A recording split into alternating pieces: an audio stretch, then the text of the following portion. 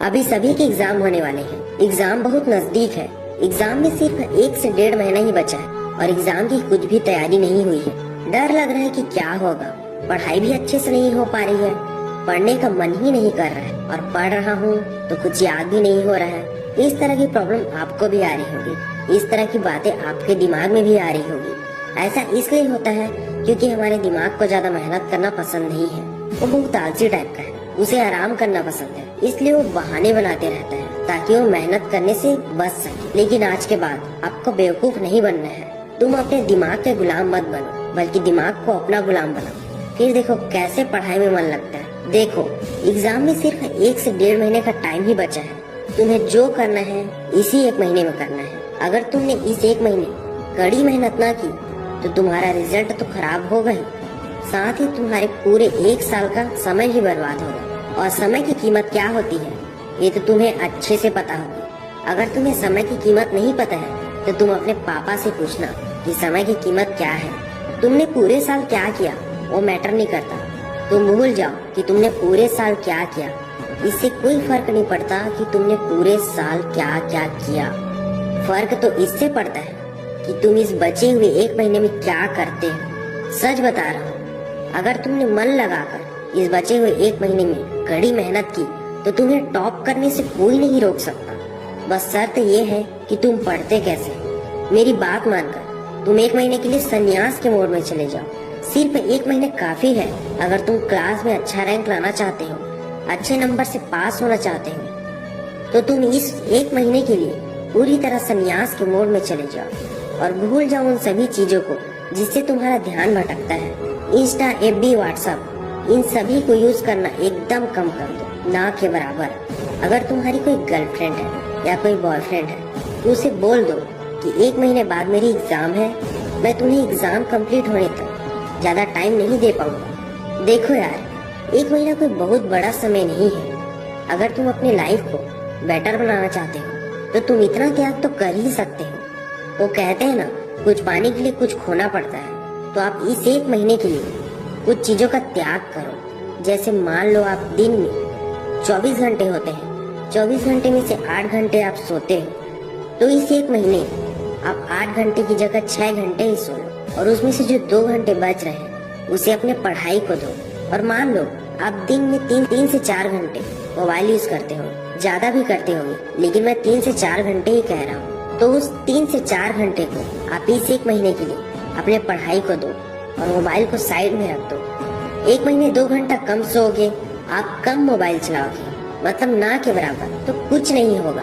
ये कोई बहुत बड़ी बात नहीं है, तुम कर सकते हो। और अपनी मेहनत आज से ही आप शुरू कर दो क्योंकि ज्यादा टाइम नहीं बचा है। इसी 1 से 1.5 महीने में तुम्हें बहुत सारी पढ़ाई करनी है। तुम्हें एग्जाम की तैयारी बहुत अच्छे से करनी है। और एक बात, अगर तुम एग्जाम की तैयारी अच्छे से करना चाहते हो तो तुम किसी को मत बताओ कि तुम एग्जाम की तैयारी करने वाले हो। तुम एकदम खामोशी से अपने एग्जाम की तैयारी शुरू कर दो। किसी को बिल्कुल भी पता ना चले कि तुम एग्जाम की तैयारी कर रहे हो। बाहर तो बाहर, घर वालों को भी ठीक से पता ना चले कि तुम बहुत अच्छे से एग्जाम की तैयारी कर रहे हो। मैं ऐसा इसलिए कह रहा हूँ क्योंकि कई लोग ऐसे होते हैं यार, घर वालों को छोड़कर, जो तुम्हें कभी भी आगे बढ़ते हुए नहीं देखना चाहते। वो चाहते हैं कि तुम सबसे पीछे रहो। इसलिए चुपचाप किसी को बिना बताए अपनी जीत की तैयारी करो। एग्जाम हॉल में अपनी पूरी तैयारी के साथ बिंदास जाओ और एकदम मस्त एग्जाम देकर आओ। मान लो कि तुम्हारा एग्जाम एकदम मस्त गया, तुमने कड़ी मेहनत की, बहुत अच्छा एग्जाम दिया। एग्जाम के बाद जैसे ही रिजल्ट का डेट आया, तुम नॉर्मल बंदे की तरह स्कूल में एंट्री करो, नॉर्मल एकदम, जैसे कि तुम्हें कुछ पता ही ना हो।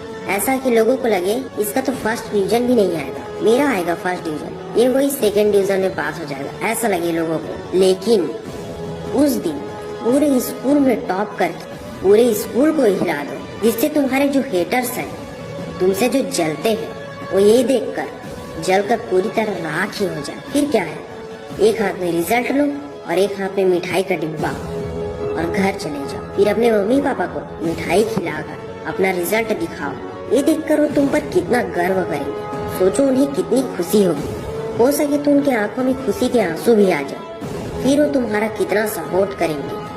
वो भी तो चाहते हैं कि हमारा बेटा या हमारी बेटी कुछ करके दिखाए। तुम्हारा इतना अच्छा रिजल्ट देखकर उन्हें इतनी खुशी होगी कि वे गर्व के साथ अपना सिर ऊंचा करके सबको बताएंगे कि मेरा बेटा या मेरी बेटी पूरे स्कूल में टॉप की। क्या तुम नहीं चाहते कि लोग तुम्हारी इज्जत करें, तुम्हारे जो मम्मी पापा हैं उनकी इज्जत करें? देखो यार, पढ़ाई सिर्फ जॉब के काम ही नहीं आती, बल्कि पढ़ाई हर उस फील्ड में, हर उस क्षेत्र में काम आती है जिस भी फील्ड में तुम जाना चाहते हो। इसलिए पढ़ाई करो और मन लगाकर अच्छे से पढ़ो।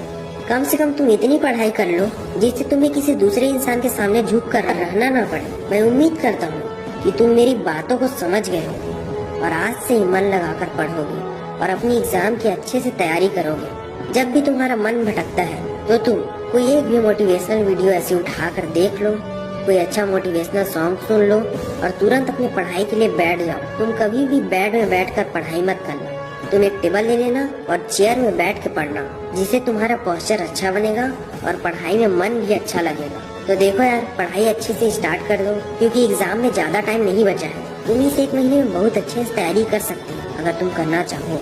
मैं उम्मीद करता हूँ कि तुम मेरी हर एक बात समझ गए होगे और तुम आज से ही अपने एग्जाम की तैयारी अच्छे से करोगे। बेस्ट ऑफ लक, अपने एग्जाम की अच्छी से तैयारी करो।